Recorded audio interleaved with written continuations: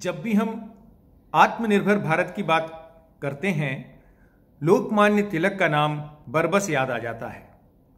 जी हाँ, लोकमान्य तिलक यानी वो व्यक्ति जिन्होंने पहली बार कहा था, स्वराज्य मेरा जन्मसिद्ध अधिकार है और मैं उसे लेकर रहूंगा।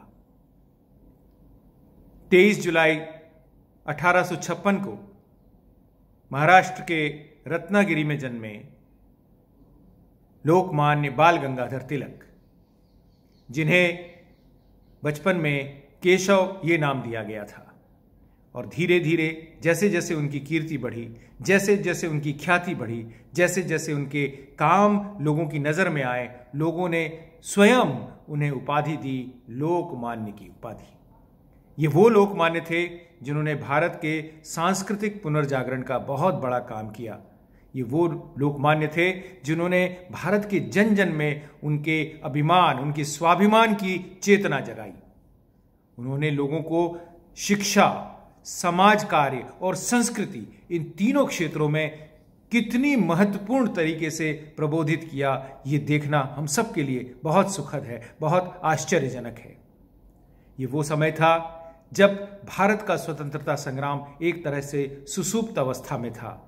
ये वो समय था जब 1857 की क्रांति के बाद भारत के वो तमाम लोग जो अंग्रेजी हुकूमत को एक तरह से अपनी नियति मान चुके थे, वो गुलामी की जंजीरों में बुरी तरह से कसमसा रहे थे, लेकिन आवाज नहीं उठा पा रहे थे।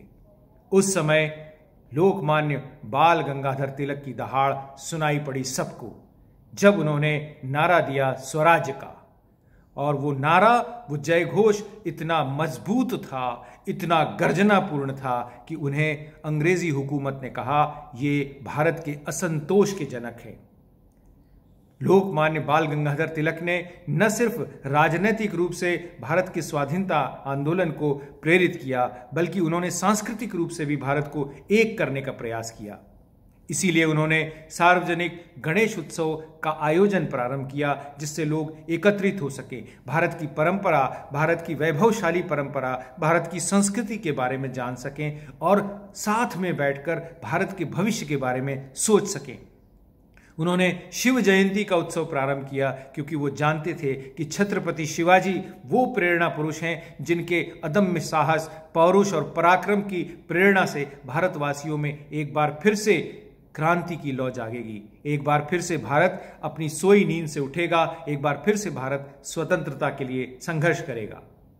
लोकमान्य तिलक कहते थे, हमें हमारा राज करने दीजिए। इसलिए उन्होंने अंग्रेजों से कहा, पहले आप भारत छोड़िए, हमें हमारे हाल पर छोड़ दीजिए, हम सीख लेंगे हमें कैसे राज करना है। लोकमान्य तिलक ने नारा दिया स्वदेशी का, और इसी के साथ उन्होंने कहा कि हमें विदेशी वस्तुओं का बायकॉट करना चाहिए। लोकमान्य तिलक कहते थे कि अगर भारत की स्वतंत्रता को, भारत के स्वराज्य को एक पेड़ माना जाए तो उसकी शाखाएं हैं स्वदेशी और बायकॉट।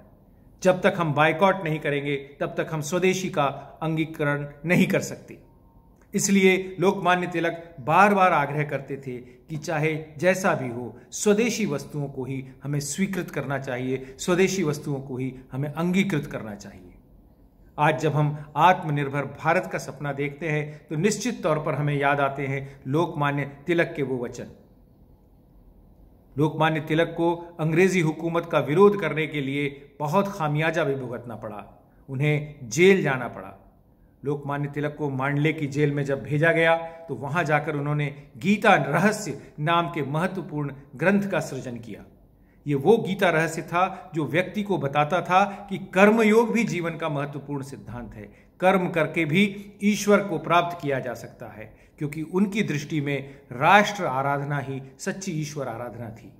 इसलिए लोकमान्य तिलक ने गीता रहस्य के माध्यम से लोगों को गीता का एक नया दर्शन, गीता का एक नया ज्ञान, गीता की एक नई दृष्टि दी। ये वो लोकमान्य तिलक थे जो राष्ट्रीय शिक्षा के हिमायती थे, और इसलिए उन्होंने बार बार कहा कि पूरे भारत के लोगों में अगर स्वाभिमान का भाव जगाना है तो राष्ट्रीय शिक्षा दी जानी चाहिए। अपने समाचार पत्र केसरी और मराठा के माध्यम से उन्होंने भारत की स्वाधीनता की दुंदुभी बजाई, लोगों के अंदर प्रेरणा जागृत की, लोगों के अंदर उत्साह भरा। लोकमान्य तिलक जैसे व्यक्ति जिनके बारे में स्वयं महात्मा गांधी ने कहा कि वे भारत की सांस्कृतिक चेतना, भारत की राजनीतिक चेतना और भारत की स्वतंत्रता की चेतना के पहले पुरुष थे। महात्मा गांधी उनकी शव यात्रा में लगातार कई मील पैदल चले थे, क्योंकि वो जानते थे ये वो शेर है जो दहाड़ता है तो पूरी की पूरी ब्रिटिश हुकूमत थर थर कांपने लगती है। आज जब हम भारत की स्वतंत्रता की जयंती मना रहे हैं तो लोकमान्य तिलक का अवदान हमें बार बार याद रखना चाहिए।